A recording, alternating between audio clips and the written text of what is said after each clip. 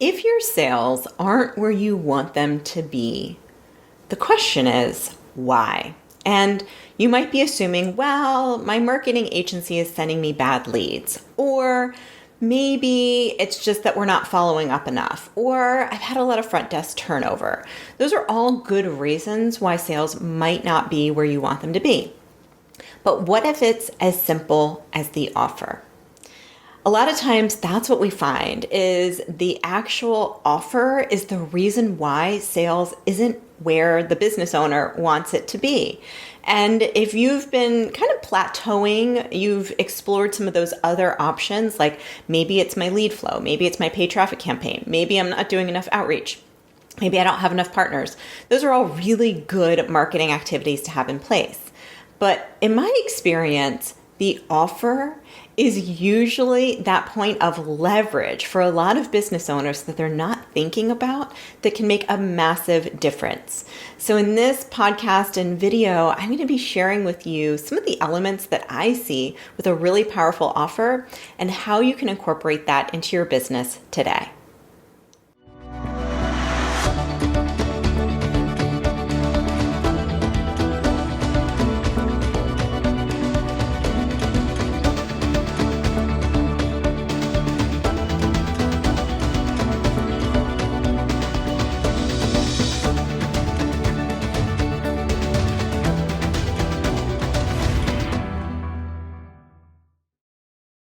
So you've probably been hearing a lot about value stack, value proposition.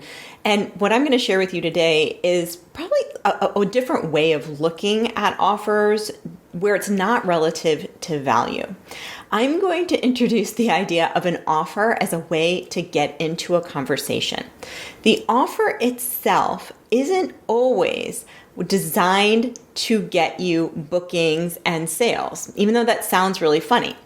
An offer should be designed to get you into a conversation with your ideal lead or prospect. And a lot of people really struggle with this when they think about it from a sales perspective. They think, oh, this isn't a good lead, or I don't know if this person's going to book, or I don't know if they're going to become a member. That's okay. But there is tremendous benefit to your brand to getting into conversation with as many people as possible. I don't know if this has ever happened to you, but back when I had my brick and mortar and I was in the photography space, sometimes I would have a lead come to me and say, I really want to work with you. I've heard amazing things about your photography. I know that you work with XYZ celebrity. You are my person. How much does it cost? And I would tell them, and they'd be like, I can't do that.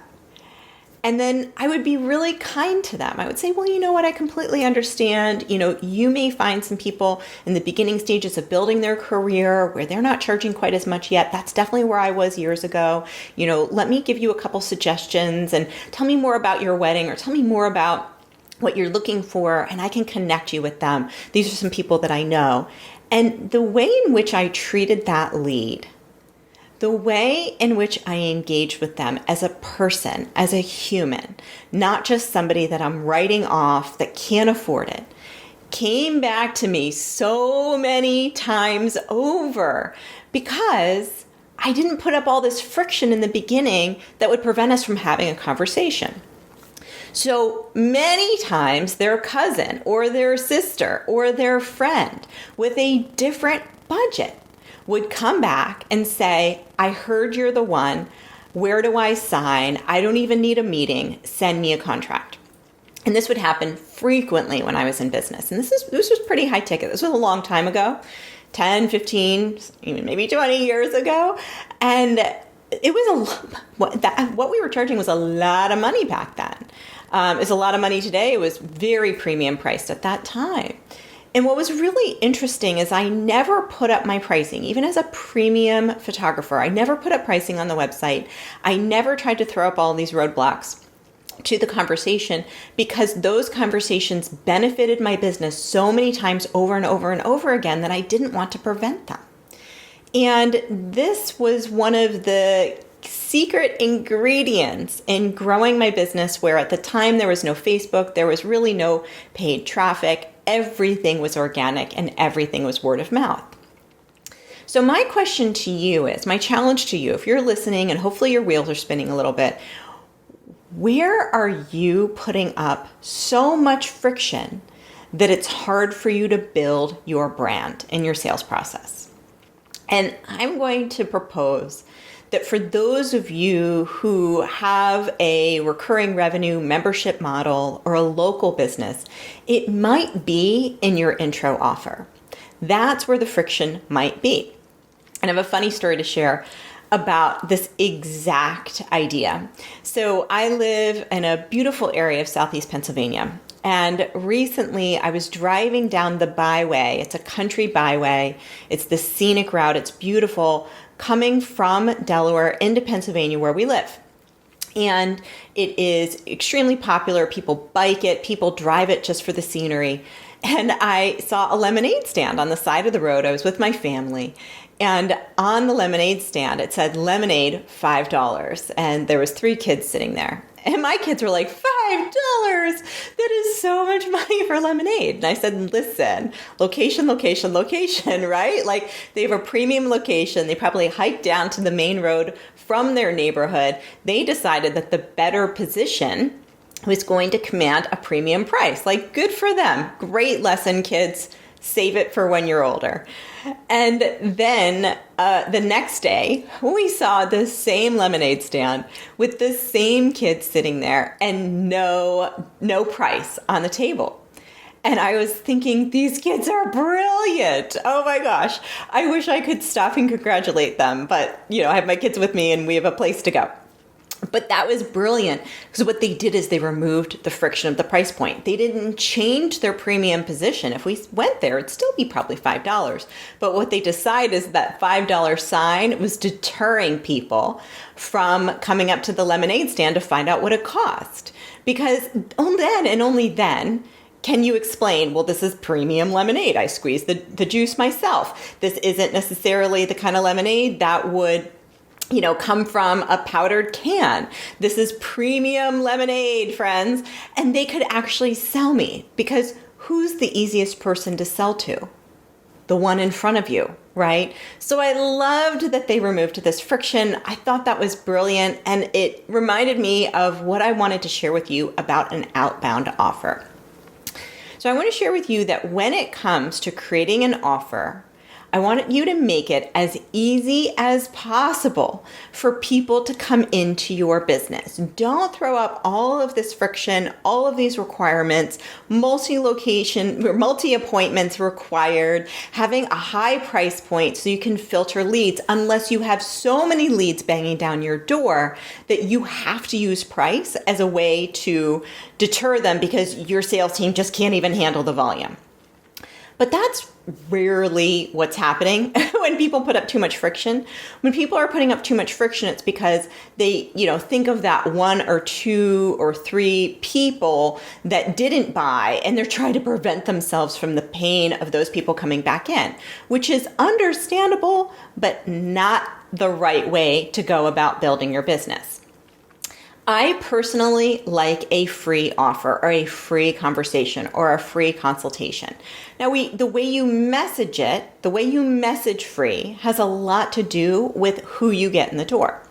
If it's like, hey, free, free, free, then of course freebie seekers are going to be coming in. But if you say complimentary fitness strategy session, or complimentary personalized fitness review, or complimentary intro class, or intro stretch like we're doing with a brand right now, that is upscale in the way that it's presented, but it doesn't detract from people being able to come in. And that's the sweet spot of an outbound offer. So again, complimentary or intro offers generally have so much higher of an opt-in rate that you always make more money on the back end. And it also creates that snowball effect that I had mentioned previously, where you get into more conversations, you're able to talk more about your brand with more people, and that overall grows your business so much more than never talking to those people in the first place. And it's so much better to just sort through the tire kickers, like do that hard work.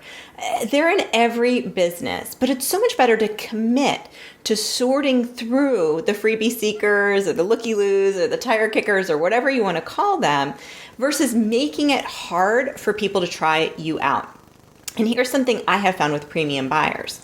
They tend to not want to fill out the forms. They tend not to want to jump through hoops. They tend to not want to create their own account and fill out a whole new form and create a new password. They tend not to do that because premium buyers tend to be high earners, and high earners value their time more than anybody else. So that's why I like to make it as frictionless as possible when you're creating that intro offer.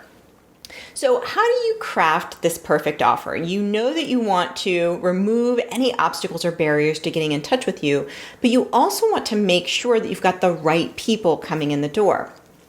So here's some factors to consider. First is the overall value of the offer. Maybe you make it a little tasting. Maybe you make it a small version. So there's not so much of a burden on the operations side of your business. But again, it makes it easy for people to get a sense of what it would be like if they were to experience the full version of what you offer, and also makes for a natural sales conversation.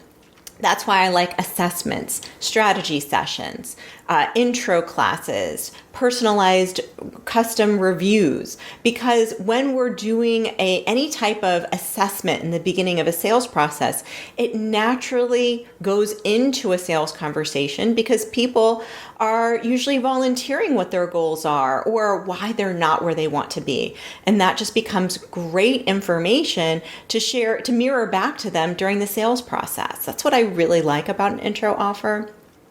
And it's also important to learn through trial and error. So this is why we like to test different factors. We like to test different outbound messages, different wording, because again, we're looking for lead quality here. The goal with an outbound offer is not to make people work so hard to do business with you that it's discouraging. The goal of an outbound offer is to get the right person into a sales conversation. And that's why you want to be able to experiment a little bit and be willing to do that with your outbound offer. And then again, the whole entire process is just so much more human when people can come in. My goal with any type of AI booking system or any type of outbound message is just let's get them into a conversation. Let's start to develop that relationship versus, again, having it be so automated or informal all automated or so formal that people are discouraged. So that's why I think crafting that perfect offer from a language and messaging standpoint is so much more important than making a higher end offer that's hard for people to say yes to, because they don't trust you yet, right? They don't know you yet. So the more difficult you make it for them to come in, the less likely they are to say yes. And then finally, when it comes to free or complimentary offers or very inexpensive intro offers, there's a lot of intangible benefits beyond sales. There's that idea of building your brand reputation, like the example that I shared from when I was a wedding photographer. My brand grew so fast. I got on all of the premium lists when I was a photographer because not only was I good at serving my clients, but I was also really good at serving my audience. And I think a lot of business owners sometimes forget about the importance of the audience. Yes, you want to have customers, and a customer base is important, but it's also really important to have an audience. And the people that come in to your free offer, or they come in and they utilize your system or your services, and they decide not to do business with you in that moment, as long as they have an unbelievably pleasant experience and positive experience, they may say to their neighbor, their friend, their colleague, you know what, I went in and what I found is that for my issue, it wasn't the perfect solution, but you know what? You should try them because it sounds like it would be great for you. People love to talk. They love to be the expert. They love to share their positive experiences with their friends and family. It's just part of our human nature. We want to let people know when we think that we have something that they would benefit from. So it's not just, again, that sunk cost of somebody coming in and, oh my gosh, I lost $20 in labor. But it's that flywheel effect that takes place when you have lots of positive chatter happening in your community about your brand. And so here's the homework that I have for you.